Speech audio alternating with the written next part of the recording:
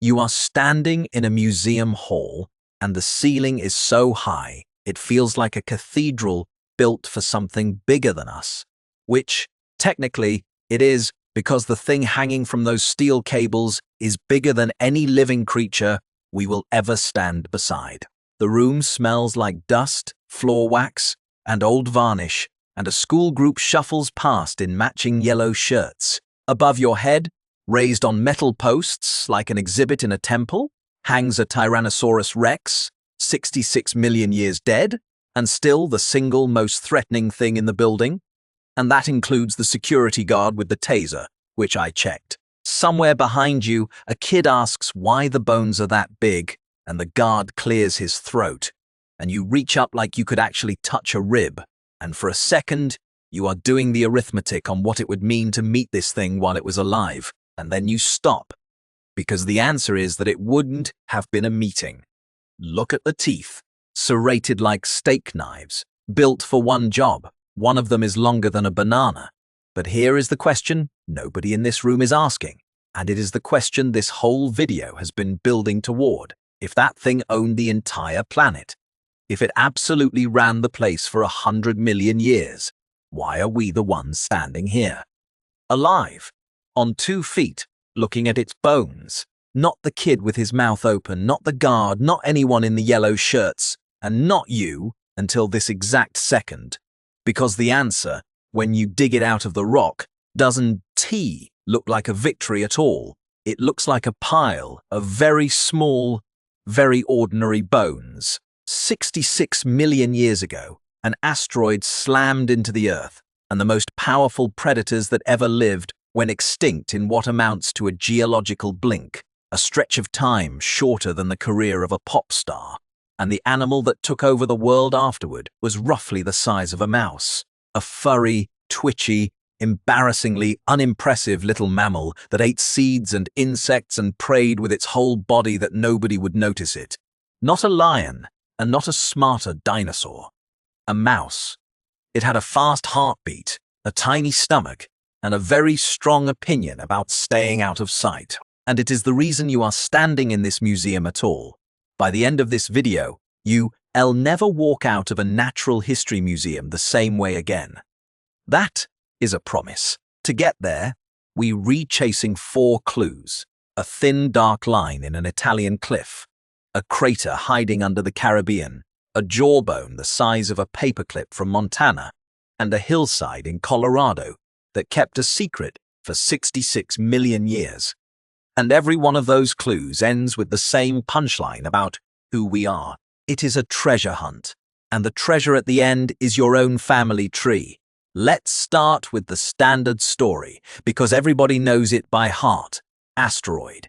Boom. Dinosaurs dead. Mammals, being clever and adaptable, step into the spotlight and take over the planet. Roll credits. It is a beautiful story, and it is also wrong in a way that matters, because the way it is wrong tells you more about evolution than the whole story does.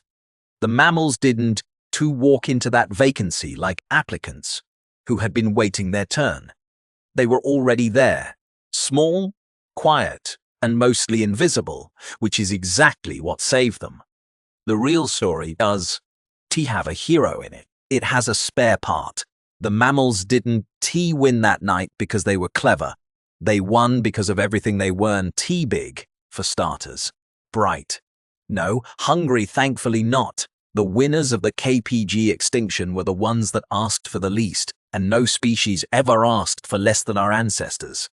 So where does the evidence actually start? With a layer of rock so thin you could scratch it off with a thumbnail, and so strange that it took a Nobel Prize-winning physicist to take it seriously.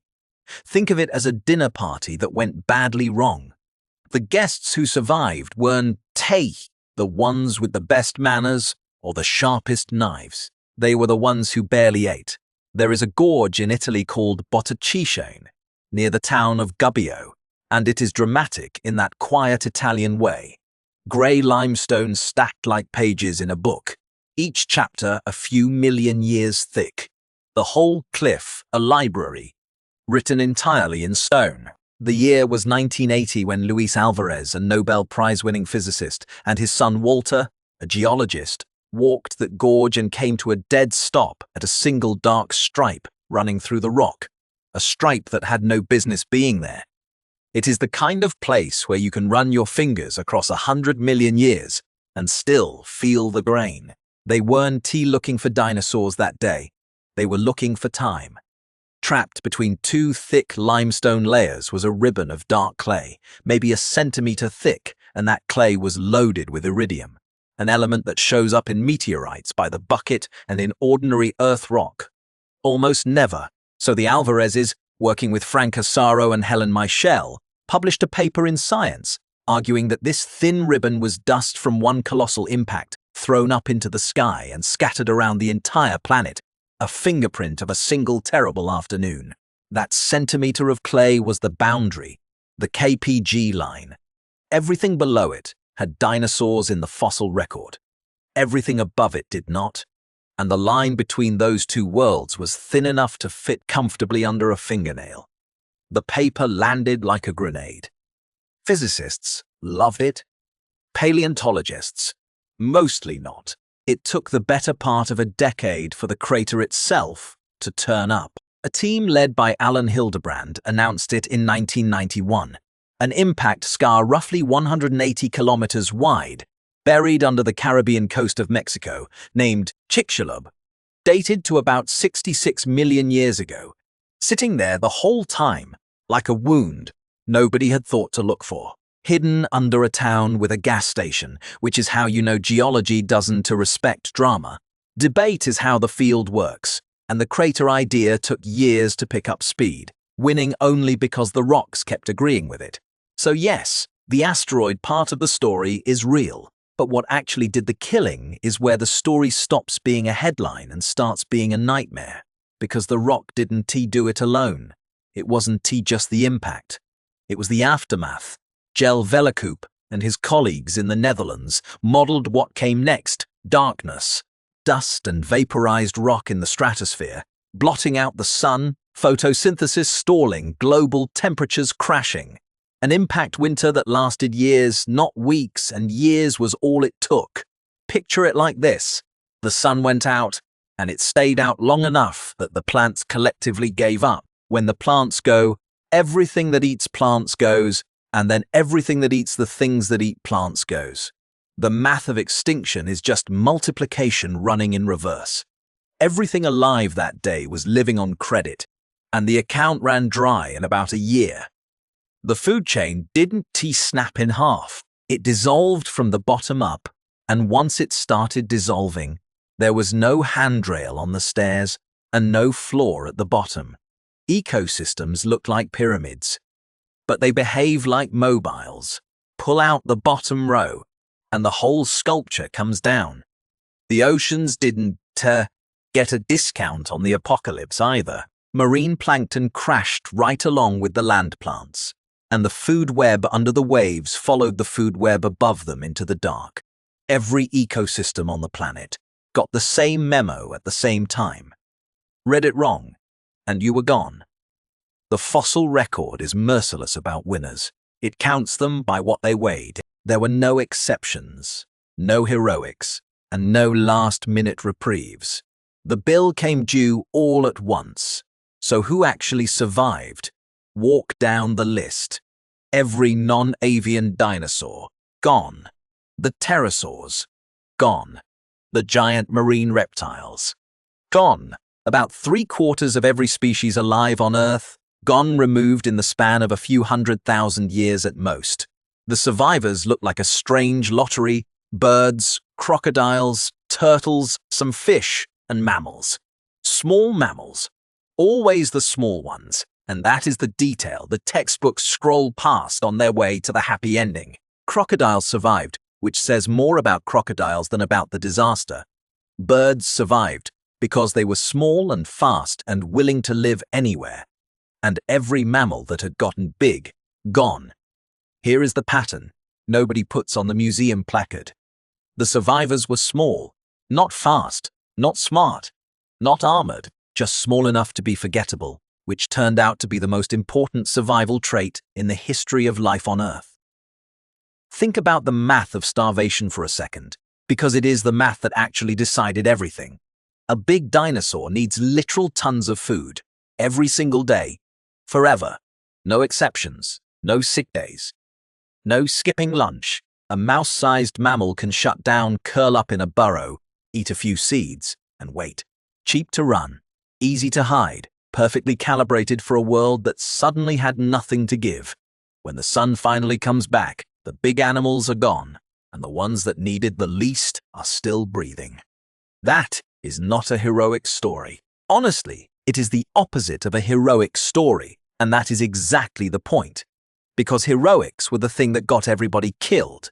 But here is where this gets genuinely weird, and this part rarely makes it into the kids' book about the asteroid, because it quietly rewrites what you think about your own family tree and about your own eyes. For millions of years before the impact, mammals hadn't just been hiding from meteors, they'd been hiding from the dinosaurs.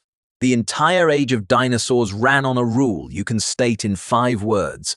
Mammals came out at night, and the daytime shift belonged to things with feathers and teeth. The dinosaurs owned the day, every hour of it. The sun, the open ground, the warm shallows. Mammals got the leftovers, the dark, the undergrowth, the crevices nobody else wanted.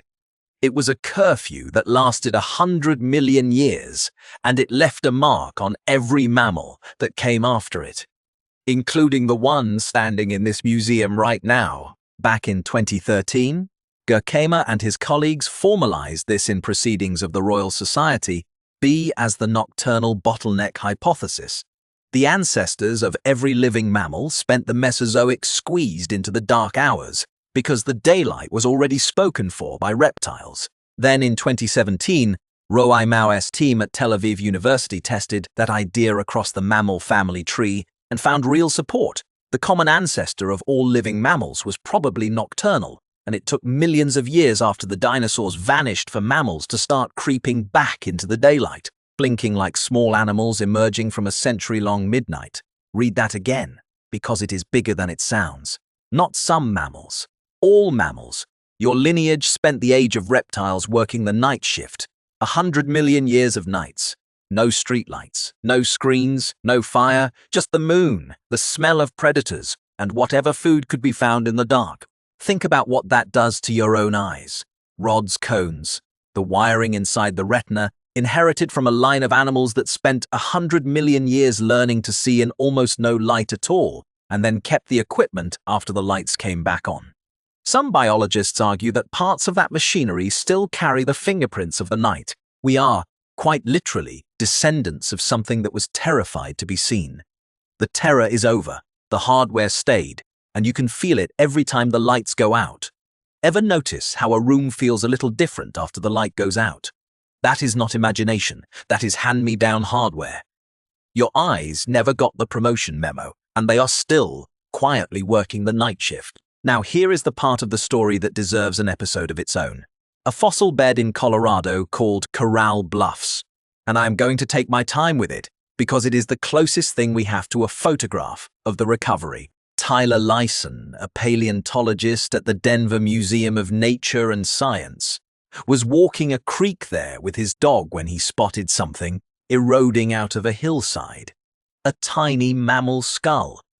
Not a dramatic find at first, but Lyson kept walking the same ground, and he kept finding them, and the pattern got stranger with every step, until he understood the hillside was a shelf. Here is the part I love. The dog found nothing, wagged its tail at the water, and went home happy. Lyson is the one who kept going back because that first tiny skull bugged him. Digging for fossils is mostly sore knees and long silences. This was a long silence with a payoff. What his team eventually exposed was 16 meters of rock that recorded the first million years after the impact. Shelves of fossil skulls, every single one small enough to hold in one palm, stacked in the exact order they died, like a library of the aftermath organized by a very patient archivist. And here is the catch that makes the place famous. Work up through those layers and mammal body size roughly doubles over about 100,000 years, then keep climbing like it was late for something. Corral Bluffs doesn't just prove the survivors made it. It shows you the exact speed at which the world reorganized itself once the giants were gone. And the speed was alarming. Lyson's team published the work in Science in 2019, and one of the stars of that rock record was an animal about the size of a pound of butter, built like it was designed by a committee of practical mammals that had no time for beauty. 16 meters doesn't sound like much until you remember what those meters contain. The entire recovery of life on land in chronological order, with receipts. Most fossil sites give you a snapshot. This one gives you the film.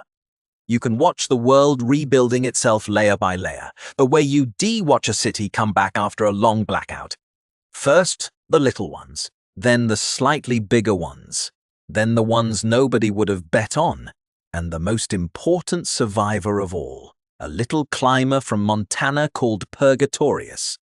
Greg Wilson Mantilla's team re-examined its fossils and published the work in 2021, with dates right on the heels of the extinction, around 65.9 million years ago. Purgatorius is widely regarded as one of the earliest known primate ancestors, which is to say, this is where we enter the story, with a hand-sized animal that had no idea it was carrying the whole future. Let that land for a second. The first chapter of our own family history opens in the wreckage of the worst extinction in Earth's history, with an animal smaller than a human hand, clinging to branches in a recovering world, and somehow making it all the way from that branch to you without once being asked to be brave. Everything you are descended from was, on that night, a small, nervous mammal with a fast metabolism, a burrow, and a deep, respectful fear of open sky. And that animal did absolutely nothing heroic, which is precisely why it worked. Think about the size of that. The entire family line, at that exact moment, weighed less than a paperback book. It ate fruit and insects, climbed whatever it could climb, and had one evolutionary trick: get through tonight. That is it. That was the whole strategy.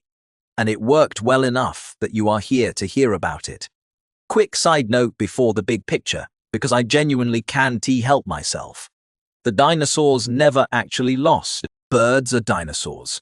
There are more birds alive on the planet today than there were dinosaurs at the peak of the Mesozoic, which means the family didn't go extinct so much as it went small and learned to ask for crumbs.